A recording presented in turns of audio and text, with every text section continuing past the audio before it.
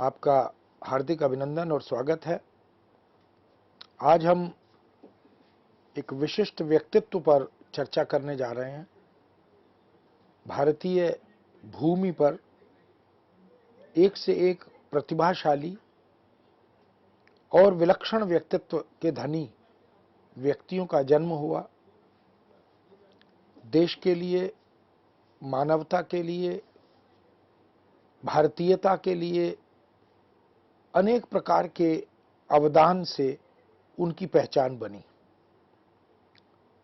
स्वतंत्रता सेनानी के रूप में, राष्ट्र के निर्माता के रूप में, राष्ट्रीय और सामाजिक समस्याओं के निदान में अपनी रचनात्मक भूमिका के लिए हम उनका पुण्य स्मरण करते हैं, उनके प्रति कृतज्ञता ज्ञापित करते हैं। आज ऐसे ही एक महान और विराट व्यक्तित्व डॉक्टर भीमराव अंबेडकर का हम स्मरण कर रहे हैं। डॉक्टर भीमराव अंबेडकर मानवता के अग्रदूत के रूप में तथा भारतीयता के अग्रदूत के रूप में हमारे बीच उपस्थित रहे। उन्होंने देशवासियों के लिए, देश के प्रत्येक वर्ग के नागरिकों के लिए बहुत महत्वपूर्ण कार्य किया।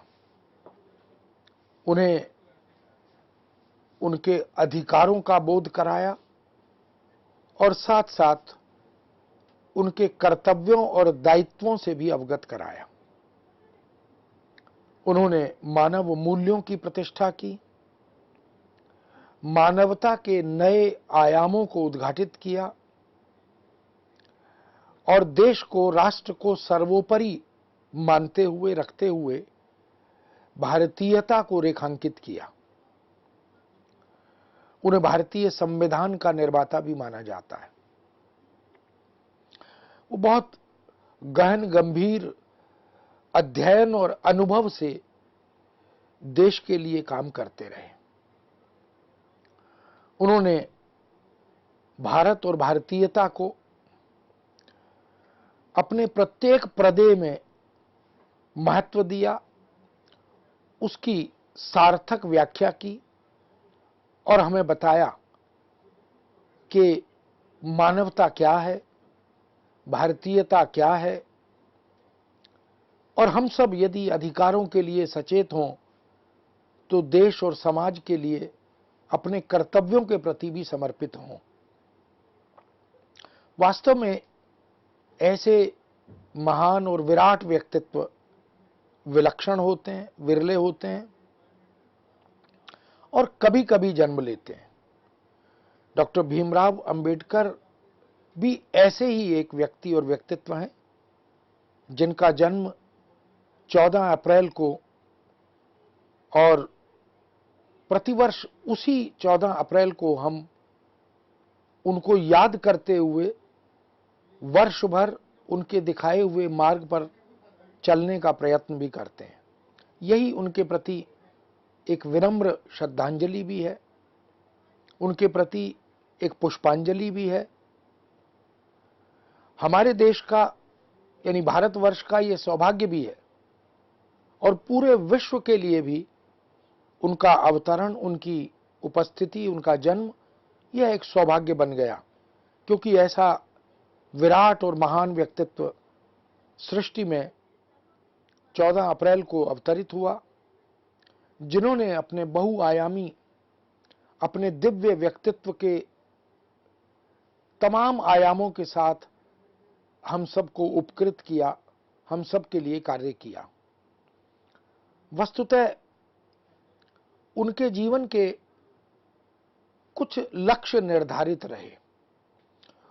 उन्होंने अपने जीवन को सार्थकता प्रदान करने के लिए मानव और मानवता के लिए, समाज और सामाजिकता के लिए, राष्ट्र और राष्ट्रीयता के लिए अनेक ऐसे कार्यों को निष्पन्न करने का संकल्प लिया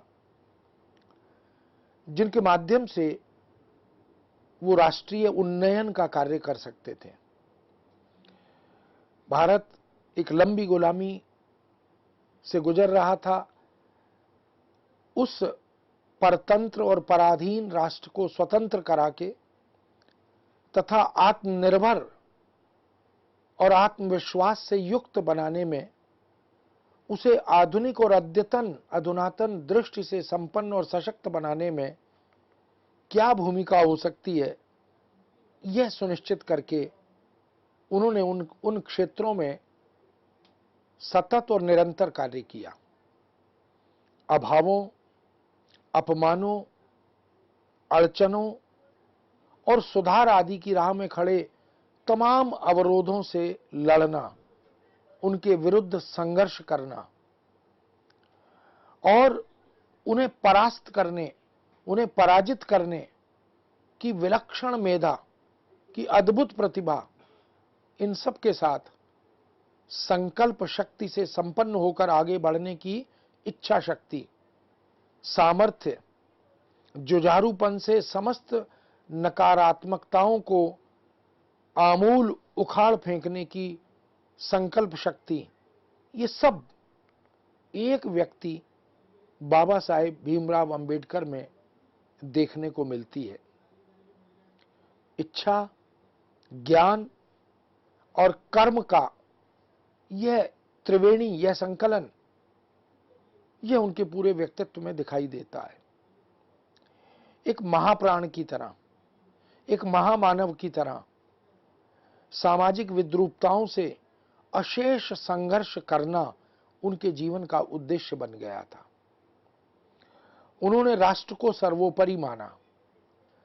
राष्ट्र उनके लिए सदा वंदनीय और स्तुत्य रहा, इसलिए राष्ट्र के हितों को वो सर्वोपरि मानते रहे और राष्ट्रवासियों के लिए निरंतर समर्पित रहने, कार्यरत रहने, संघर्षरत रहने का संकल्प उन्होंने लिया था।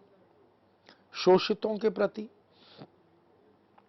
पीड़ितों के प्रति एक विलक्षण सेवा भाव, एक समर्पण भाव उनके समस्त कृत्यों में हमें दिखाई देता है।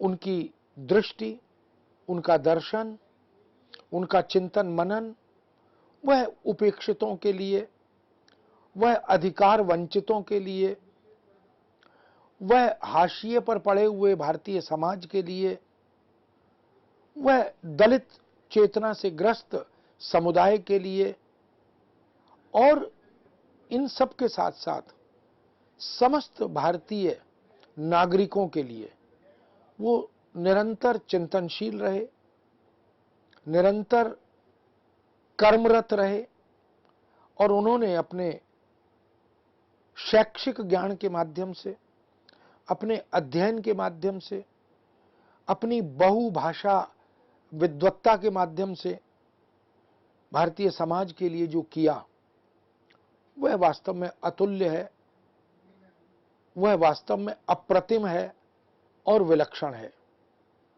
समादृत बाबा साहेब भीमराव अंबेडकर जी को हम अनेक रूपों में देखते हैं। उनका व्यक्तित्व एक व्यक्ति मात्र नहीं है, वह एक संस्था के रूप में, वह एक समुदाय के रूप में, वह एक चिंतन श्रृंखला के रूप में और वह एक ज्ञान धारा के रूप में हमारे बीच उपस्थित होते हैं। बाबा साहेब ने सामाजिक समता के विश्व नायक के रूप में एक अनुकरणीय भूमिका का निर्वाह किया। आज भी वो अपने समस्त कृत्यों से, कार्यों से, अपनी राष्ट्र निर्माण संबंधी रचनात्मक भूमिकाओं से हमारे बीच विद्यमान है। उन्होंने समाज में असमानता को, भेदभाव को, ऊंच नीच को, छुआछूत को दूर करने की दृष्टि से अनेक रचनात्मक कदम उठाए। इसीलिए उन्हें विश्व नायक के रूप में देखा गया। सामाजिक अनेक प्रकार की विकृतियों के निवारण और उनसे निदान पाने के लिए वो जीवन पर्यंत समर्पित रहे। यह जो व्यक्ति और व्यक्तित्व है, यह जो नेतृत्व है, यह वास्तव में अनुकरणीय है, श्लाघ्य है, स्तुत्य है और प्रशंसनीय है। ऐसा व्यक्तित्व शताब्दियों में कोई एक हमारे समक्ष आता है।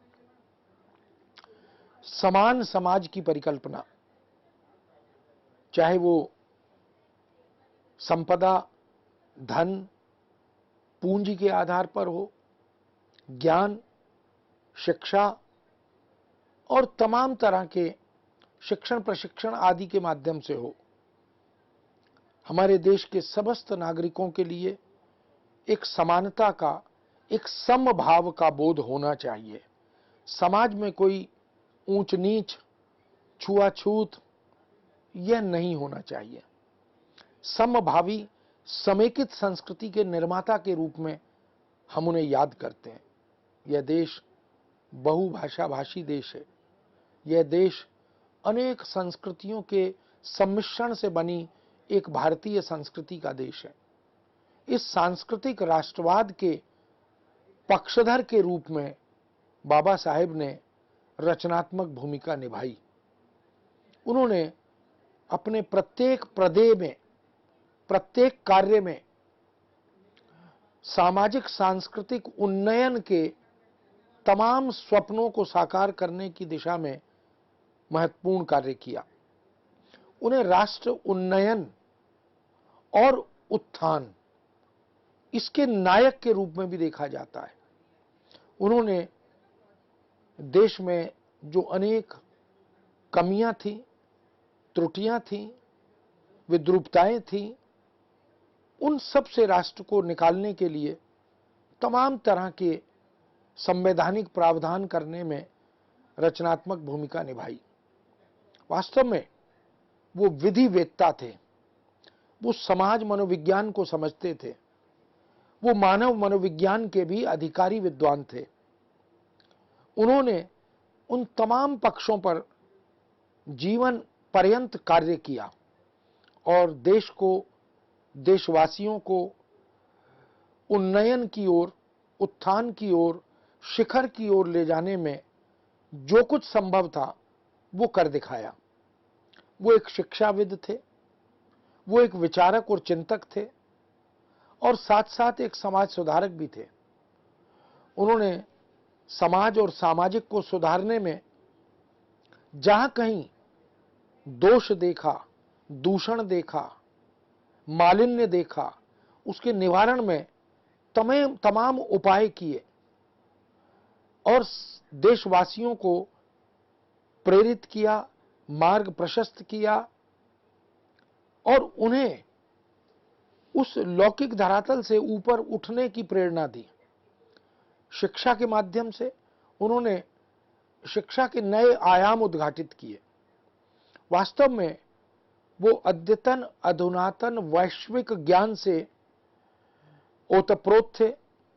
इसलिए वो देशवासियों को अपने वैचारिक चिंतन के माध्यम से अद्यतन, अधुनातन बनाने का संकल्प लेकर चल रहे थे।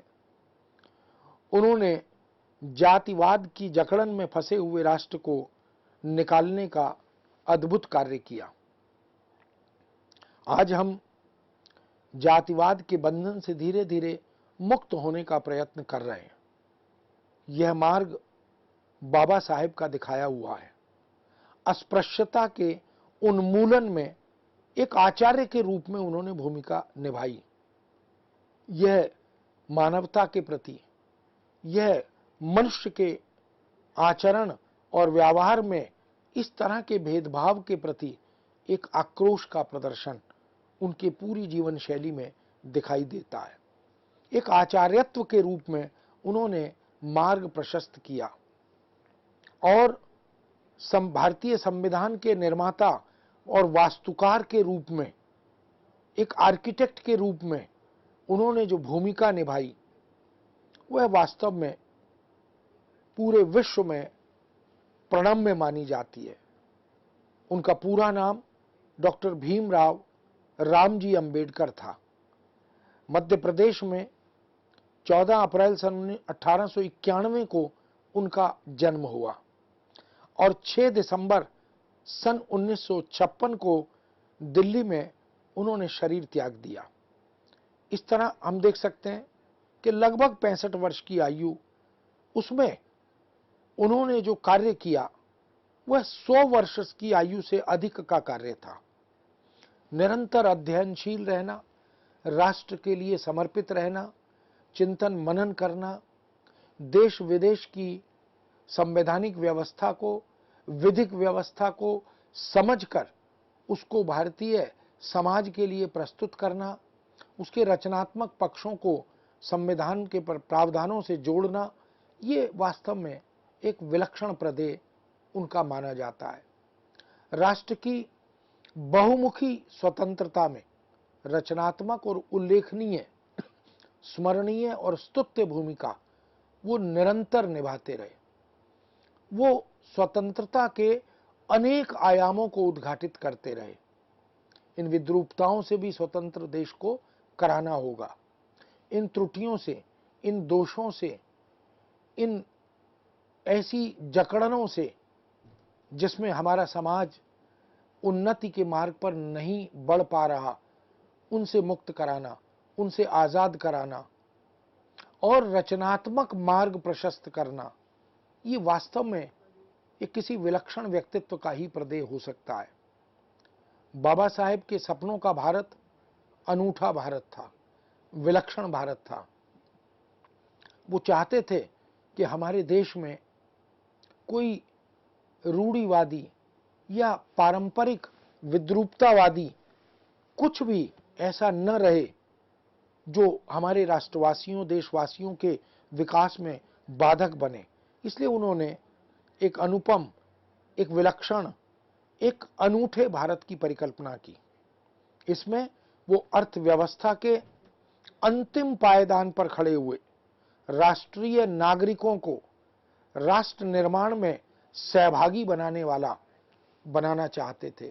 वो एक ऐसे भारत का निर्माण करना चाहते थे जिसमें हाशिए पर खड़ा हुआ भारतवासी, जिसमें अभी तक उपेक्षित महसूस करने वाला भारतवासी भी राष्ट्र के निर्माण में अपनी भूमिका सुनिश्चित कर सके, वह भी मुख्य धारा का हिस्सा बन सके, वह भी उसी तरह शिक्षा, उसी तरह ज्ञान अर्जित कर सके जैसे अब तक बाकी लोग अर्जित करते रहे। इसलिए उन्होंने अर्थव्यवस्था की समानता को, अर्थव्यवस्था के भेद से मुक्त करा के अभेद व्यवस्था तैयार करने की योजनाएं अपने तमाम कृत्यों के माध्यम से प्रस्तुत की थीं। इसलिए उन्हें राष्ट्र निर्माता, संविधान निर्माता, भविष्य निर्माता के रूप में देखा जाता है।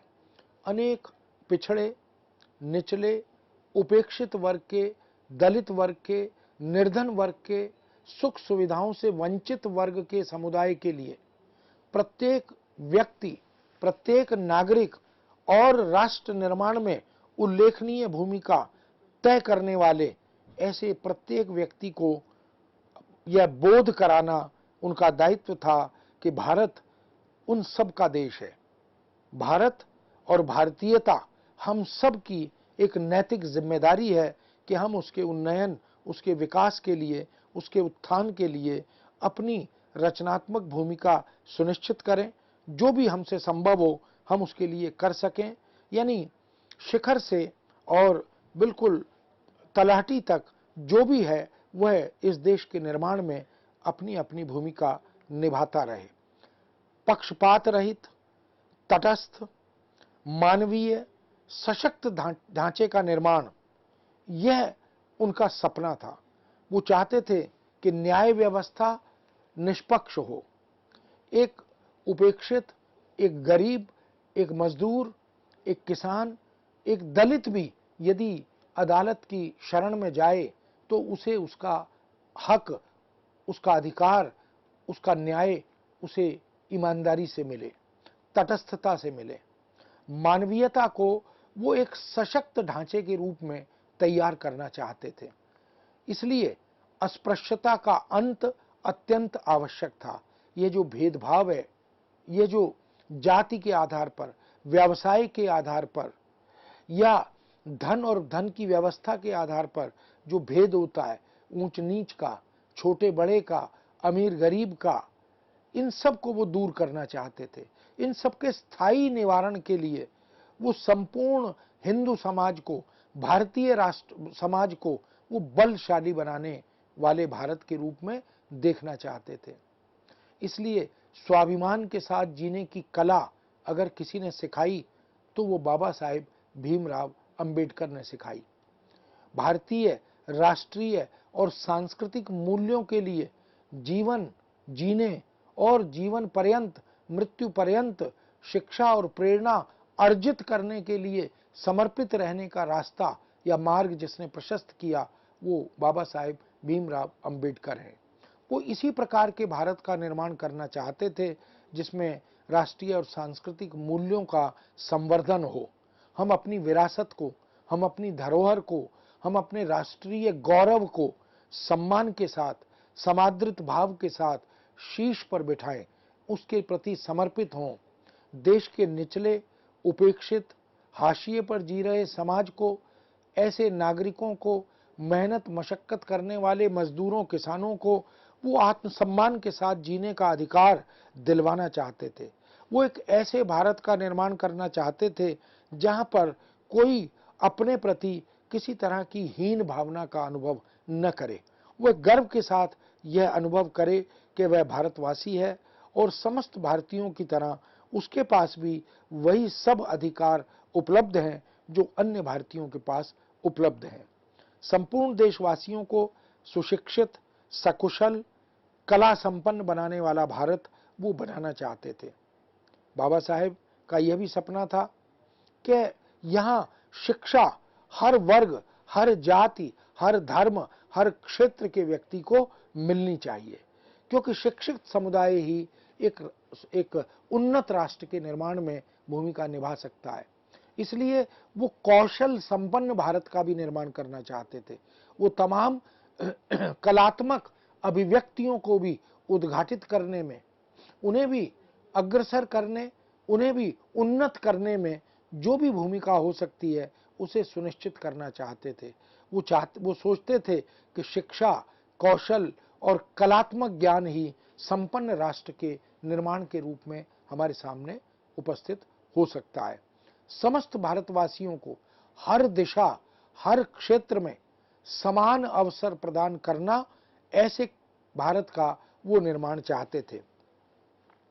उनकी ये धारणा थी, उनकी यह मान्यता थी कि भारत के हर एक नागरिक के पास यह अधिकार होना चाहिए कि वह सबकी तरह समस्त अवसरों का लाभ उठा सके। जैसे प्रकृति अपने संसाधनों को समस्त भारतीयों के लिए, समस्त मानवता के लिए, समस्त वैश्विक समुदाय के लिए निष्पक्ष भाव से उपस्थित करती है। सूर्य जब चमकता है तो वह सबके लिए चमकता है, वह ऊर्जा सभी को देता है। चंद्रमा की चांदनी सभी को प्राप्त होती है, गंगा की धारा सभी के लिए उपलब्ध होती है। इसलिए बाबा साहेब भीमराव का यह स्वप्न था कि हम एक ऐसे भारत का निर्माण करें जहां के निवासियों को हर दिशा, हर क्षेत्र में अवसरों की समानता उपलब्ध होनी चाहिए, भाव समान होना चाहिए, वैचारिक स्वातंत्र्य एक समान होना चाहिए। इसलिए उन्होंने तकनीकी रूप से एक उन्नत भारत की परिकल्पना की थी। वो चाहते थे कि भारत तकनीक में, विज्ञान में, उद्योग में, प्रौद्योगिकी में, इन सब में विश्व के विकास से जुड़ सके, उनके विश्व के अद्यतन अधुनातन ज्ञान को आत्मसात करके वह विश्व के सामने एक उदाहरण बन सके। इसलिए वो एक गतिशील भारत की परिकल्पना करते थे। इसलिए वो एक प्रौद्योगिकी संपन्न भारत की, समृद्ध भारत की परिकल्पना करते थे। उनका भारत आर्थिक समानता, आत्मनिर्भरता और सार्वजनिक संपन्नता का भारत होना चाहिए, ऐसा वो सोचते थे। इस दृष्टि से भी हम देख सकते हैं कि बाबा साहेब अंबेडकर का जो भविष्य दर्शन था वो वास्तव में विलक्षण था। उन्होंने बहुत दूर के परिदृश्य को देखा और समझा था। वास्तव में दूरदृष्टा के रूप में, भविष्य निर्माता के रूप में उन्होंने अपनी जो भूमिका निभाई वह वंदनीय है, स्तुत्य है। आज उसी बीज वपन का जो उन्होंने अपनी सोच से, अपनी दृष्टि से, अपने कृत्य से, अपने अवदान से किया, आज उसी का सुपरिणाम है कि उसी राष्ट्र निर्माता, उसी आर्किटेक्ट की परिकल्पना, प्राकल्पना, इन सब का हम परिणाम इस नवनिर्मित भारत के रूप में देख पा रहे हैं। आज भारत विश्व में विश्व गुरु बनकर आगे बढ़ता हुआ दिखाई दे रहा है। यह विश्व गुरु बनने वाले भारत की साधना, उसकी तपस्या, उसके पीछे उसके संतों, ऋषियों, मुनियों का चिंतन, उनका प्रदेय और ऐसे ही अनेक राष्ट्र निर्माताओं का योगदान, अवदान, वो वास्तव में स्तुत्य है, स्मरणीय है। उसी में बाबा साहेब भीमराव अंबेडकर को भी हम याद करते हैं। आज प्रशासन, साहित्य, कला, संगीत, धर्म, दर्शन, नाटक, सिनेमा, काव्य, ऐसी न जाने कितनी महत्वपूर्ण विधाओं, अनुशासनों, क्षेत्रों में समादृत पदों पर जो वंचित समाज विद्यमान है, जो सुशोभित है, उच्च से उच्च पदों पर उसी समाज के अनेक वंदनीय, स्तुत्य व्यक्ति और व्यक्तित्व आज सुशोभित है। वास्तव में इन शीर्ष स्थलों पर बैठे हुए ऐसे तमाम लोगों को अगर मार्ग दिखाया, मार्ग प्रशस्त किया, तो वो बाबा साहेब भीमराव अंबेडकर ने, जिनके दर्शन से, जिनके प्रदेय से एक आत्मविश्वास मिला, एक शैक्षिक आलोक मिला, उन सब का ही परिणाम है। बहुत से दलित और बहुत से उपेक्षित वर्ग के लोग, बहुत से हाशिए पर खड़े हुए लोग जो आज देश निर्माण में, राष्ट्र निर्माण में रचनात्मक भूमिकाएं निभा रहे हैं, ऐसे वर्ग के अनेक लोग आज न्यायाधीश भी हैं, उन पदों पर विराजित हैं, अनेक विश्वविद्यालयों के कुलपति के रूप में कार्यरत भी हैं, अध्यक्ष लोकसभा के रूप में भी वो अपने दायित्व की भूमिका निभा चुके हैं, मुख्यमंत्री आदि पदों पर भी इस वर्ग के बहुत से लोग आज विराजमान हैं। राज्यपाल के रूप में या देश के राष्ट्रपति के रूप में हम देख सकते हैं कि बाबा साहेब भीमराव अंबेडकर का यह जो स्वप्न था वो अब साकार हो रहा है।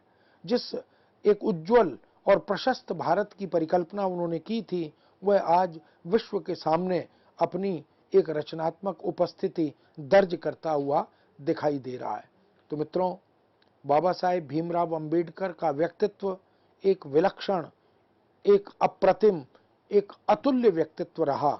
इसीलिए पूरा भारत कृतज्ञता के साथ नतमस्तक होकर उनका विनम्र स्मरण करता है, उनके प्रति अपने पुष्प अर्पित करता है। इस विषय को यहाँ विराम देते हुए पुनः आपके समक्ष उपस्थित होंगे। आज्ञा दीजिए। नमस्कार।